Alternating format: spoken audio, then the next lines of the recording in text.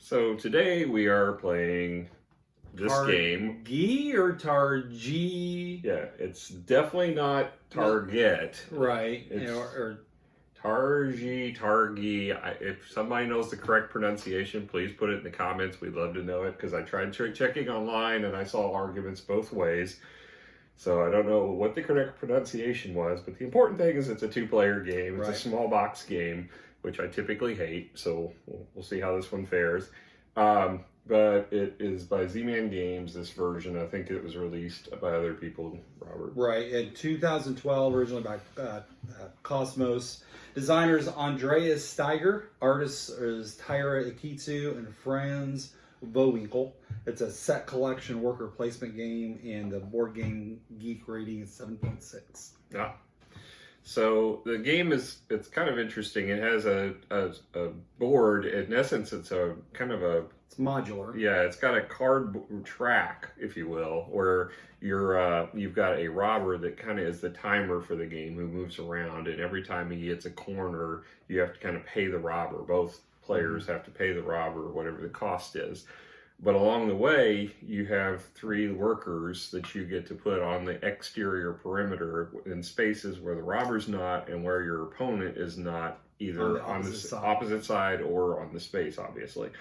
And then wherever your people intersect on the vertical and the horizontal axis, you put these little cylinders, and those cylinders then will trigger effects along with the workers that are on the perimeter. So you get a potential of up to five different things. You can occur for each round, and those abilities will either grant you resources, which come in the form of salt, pepper, dates, or coins, which are separate. They're a resource, but they're not considered goods. Which some things will be relevant to that in the game. And then you can use those to also purchase tribe cards, which that is really the key for scoring in the game, is getting tribe cards. You can collect sets of them, or you can collect different ones to get bonus victory points, but each card also has victory points on it, and some have abilities, so it's kind of a neat idea that it gives you options to affect the course of the game. So from a quality standpoint, well, first of all, difficulty, it's not real difficult. The rules are pretty short. I'd say light medium. Light medium, yeah. It's not something new. It's not a light game, but it's definitely not. It's not on the heavy side of the medium. It's on the low medium side. Yeah, I would not break this out with someone who's brand new to gaming, but it's not super complex. The rules are very short, very simple, and it's just a matter of the concepts of the game. It's something that it takes a little bit of maybe experience with that kind of thing, especially the iconography. That's really. But the nice thing was that they were actually pretty thoughtful on that. They put the rules for cards on the back side, so if you don't like the iconography. On the back side, they actually have the text, so tells you exactly what the card does. And it actually recommends in the rule book to play it with the text side up, and then once you get used to it, to flip it around and go by the iconography. And that's I think the only game I've ever seen that in, where they actually have a two-sided where they give you the rules for the card on the other side, which is pretty cool. But that doesn't help you with the iconography on the in center cards, which are the goods or the tribes. But they were still pretty. They were pretty self-explanatory. Yeah, there wasn't any confusion on what we did with them. So there wasn't any problem. And that might be the experience side, but I didn't think there was. It wasn't difficult to understand it. So as far as quality goes, I mean the chits are used for different things: salt and pepper and dates. They're Standard cardboard. Not great, but they're not horrible. There's little coins. They're cardboard as well. Victory points. This is where the real problem was with the pieces. They give you, as a matter of fact, in the rules violate their pieces. Said to give 4 1-point victory tokens to each player. And it's only a 2-player game. and they gave 6 There's in the box. 6 victory points for one. So we're trying to figure out still how to do 6 divided by 2 to get 4 out. So there's a few problems with that. The other thing is during the course of the game, as you earn victory points, there is definitely not enough to get for everybody. So I always use my handy dandy victory point tokens I've referenced many times. I pull these out. I prefer to play with these anyway. So it wasn't a big deal for me because I was just like, screw this. I'm getting some victory point tokens out. And we played fine. Card stock's pretty good as far as the thickness of the card. They don't have a textured finish, which is something we generally like to see, but the card stock in of itself is pretty good quality. But for not having texture, these are not the kind that are like Kickstarter quality. These are better quality than what you get, but they don't have texture. But honestly, I don't play this enough that I don't think I need to sleeve this one. Right. And a lot of the cards don't actually shuffle. There's the perimeter ones. It's just the central ones that actually shuffle. If you're real anal, then you could sleeve them all. You probably would do that, but probably I wouldn't, because I just have too many games to sleeve everything. So for quality of pieces, I'd give it a 7. Yeah, I think 7's a fair score. I mean, mostly because I think it was a novel thing, putting the text on the back of the cards. That was really clever. I like that a lot. And it was a great idea. Yeah, and I'm generous because I won most of the games tonight. So I think every game tonight. Yeah, every game tonight. No, so, not to brag or anything. Yeah. Okay. So quality we've talked about. So theme, is that next? Yeah. So theme, as far as this game goes, I mean, you're in a desert, you're traveling around, you are whatever this word is. You've got the Targi, indigenous desert people. Yes, and you're rounding up, resources to presumably grow your tribe. I didn't know they had victory points back then that they were concerned about. I think it was really about growing your tribe, and that's what your tableau represents. Which as you grow tribe members, you put them in a tableau of three rows, 4 columns. So they wouldn't have cared about the victory points. No, but they do care about being in 3 rows and 4 columns. Got it. Yes. Okay. So, so basically that's the gist of the game, and the theme of it really, I guess you could say it plays into it in the sense that you're traveling around a desert and then you're getting cards. Yeah. But you could really have had any. You can, but thematically it is cool because the perimeter is the desert and you're traveling through the desert to try and get the resources by intersecting. Yeah. So it's kind of a novel idea. I like the idea. Yeah, it's really neat. I like the movement. Yeah. I don't know that a desert is always square shaped. It looks like it fits into. How many deserts have you been? Cornbread pan. Many in my dreams. Oh, yeah. And they weren't square. They were definitely not square. I don't think they ever ended. Well, all mine were square. Rob can only think in 2 dimensions. Totally. So, this is really, I guess you could make the argument that it's incorporating the theme into the gameplay.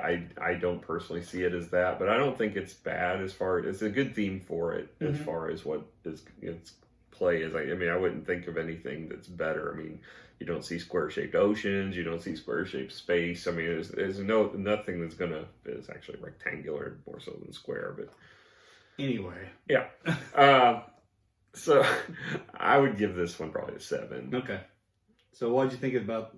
Yours. You didn't rate your. I said 7 first. You did? Okay. Okay. Fine.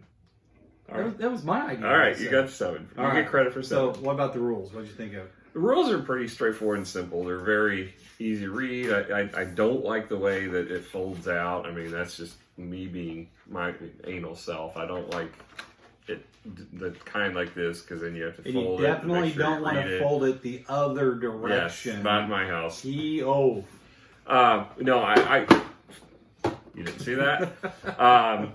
So I don't particularly care for the way it folds, but as far as reading through it, it's very straightforward. It's very simple. And Yeah, there's a little bit of, not very many, but there's some diagramming. I guess there's more than thought. There's some diagram. Some of it's completely unnecessary. Like when it tells you don't play opposite your opponent, they actually diagram to show you can't put your piece here because it's opposite your opponent. It did the X's and O's, and you didn't need it. If you really don't understand opposite, this will teach you the meaning of opposite. So I think it was a little overkill, but again, I'd rather be over than under. Right. So I keep giving our rules really good scores. I'm going to give this one a 7. Okay. I don't think it's just not, it's pretty plain. I mean, there's no front page. It's just literally just all text. Yeah, you could basically spread it out like a centerfold, I guess. Whoa, sexy rule book. Yes. Man, this is why we have Miranda here, to keep us in line. So yeah, it's not the most interesting rule book, but it's an easy, quick read. So 7 seems a fair score for it. Okay. So as Ray was talking about for overall gameplay, it's a novel idea of traveling through the desert, but the coolest part of it is trying to strategize to intersect where your guys meet in the center part of the 9 cards, and then trying to get those resources so that then you can be able to get the tribe cards that's going to lead to you scoring your victory points. Really neat idea. I haven't played anything like it before. Yeah, for one of these 2-player small box games, which I mentioned again, I hate those kind of games. I do not like. If I'm going to play a 2-player game, I would rather play a full game that I can play as 2-player, as opposed to a 2-player small box. That, to me, there's not enough meat in them typically to make it feel like a full game. This one feels a little meatier than most of those small box games. And I think this is one of the first games that's came out that was designed strictly as a 2-player to be a meaty 2-player game. I think it's gotten a lot better in recent years. Yeah. Where the 2-player games have been a lot better. I'm trying to, is it Fields of Arle? I think that's a really good, deep 2-player strategy game too. So I think that's just escalated. Well, you guys reviewed Curious Cargo. Yeah, Curious I haven't Cargo played that one yet. Really we just picked it up, so I haven't played it yet, but I will hopefully share your all's sentiment on that one. I really like that one.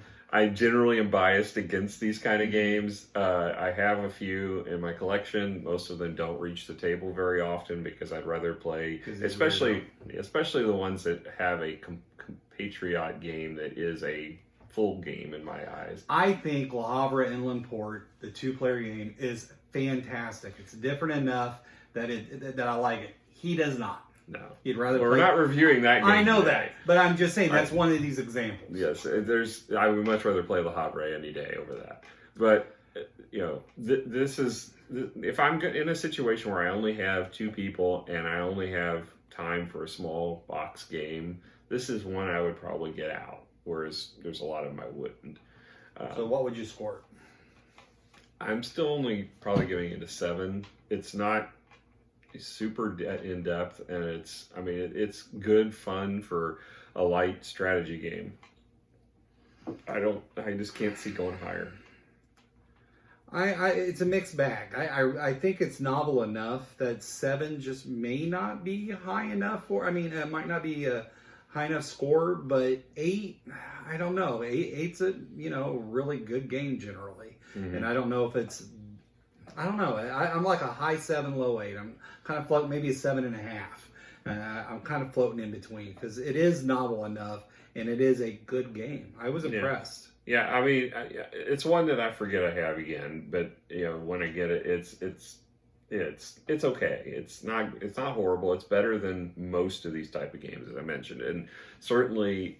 If I were just evaluating the 2-player small box games, I would probably put this high on that list. Well, another reason why I think it's a little bit higher maybe than 7 is because there's some real tension in it too. Because you can block me, I can totally block you. So that's a good, indicative of a good worker placement. And there are cards that can screw your neighbor over. It didn't help me win the game, but I did a good one on him where he was only able to place 2 workers instead of 3. And so that did slow him down. So a lot of the 2-player games don't necessarily have that element implemented in the game where it's got some good tension built into it, and this one does. Yeah, and I do like the tableau building. That's probably my favorite part. I like the movement around and the triggering of the effects. That's a neat mechanic. But the tableau building and trying to get sets and getting 4 of the same type is very tough. I managed to pull it off on all 3 of my rows. But anyway, so you get that's tough, and that adds to the tension. And then the option of otherwise you can score half the bonus if you get all different. And so I was only able to get 1 row of all the same and nothing else as all different. So it gives you 2 different ways to go for it. And there are cards that let you move. There's very few, but there's cards that let you move the tableau around too. Yeah. So there's abilities that trigger that can help affect and bend rules in the game, which is nice. So if you just got stuck on a pattern, you could potentially change it. And there's ones that give you bonus points for completing certain conditions. There are all cards in certain positions you get additional points. Yeah, there's a lot of neat things about the tableau building that I liked. I don't think there's anything I didn't like about the game. It's just there's not enough depth for me. But as far as what it is, it's a really solid 7 game, I think. Okay. So anything else? I think that sums it up. Sums it up. Please, if you want to follow along, get further updates, share any of your thoughts. Feel free to comment and subscribe below. Hopefully you've enjoyed this reprieve from Guys Night Out with reprieve from the balancing person here in the middle. Yeah. If not, she'll be back probably tomorrow. I don't know when she'll post it, but tomorrow in our time, whatever your time turns out to be. Yeah, we're looking at doing Whistle Mountain next. Is that? That's our next one? Yeah, I think so. Well, that has nothing to do with the order she'll post them. So it may come up in the near future. It may not. Depends on how it goes. We'll see. All right. But look forward to it. Maybe coming. Have a good night. Have a good night.